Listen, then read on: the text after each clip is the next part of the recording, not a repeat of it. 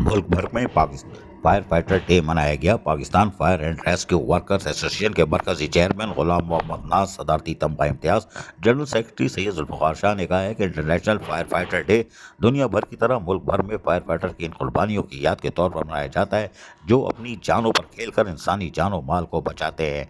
इन ख्यालात का इजहार उन्होंने फायर फाइटर डे की तकरीब के दौरान खिताब करते हुए किया। उन्होंने कहा कि हमें जहाँ फायर फाइटर सर्विस को मजबूत करने की ज़रूरत है, वहाँ हमें आग से बचाव की तरफ ज़्यादा तवज्जो देनी चाहिए।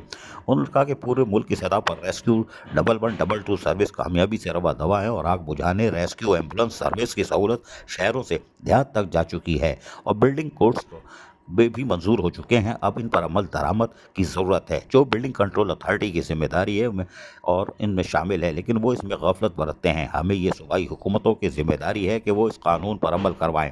हुकूमतों को फायर फाइटर्स और रेस्क्यू के लिए बेहतरीन सहूलत फराहम करने के लिए हर तरफ तवज्जो मबसूल कराते चले आ रहे हैं और कराते रहेंगे। गुलाम मोहम्मद नाज रावलपिंडी में शोहदा की यादगार पर हाजिरी दी, फूलों की चादर चढ़ाई और फातह ख्वानी की। सैयद जुल्फ़िकार शाह ने all Pakistan local government workers federation के मरकजी जनरल सेक्रेटरी नसीरुद्दीन हुमायूं, मरकजी deputy information secretary Imran Ali और सूबाई सीनियर नायब सदर मलिक मोहम्मद शफीक कैमरा गुजरावाला चंदा किला में फायर फाइटर्स की तकरीब में शिरकत की और इनकी खिदमात को ज़बरदस्त खराज अकीदत और तहसीन पेश किया गया। अजीज़ आरिफ, KBS बल्दियाती न्यूज़, कराची।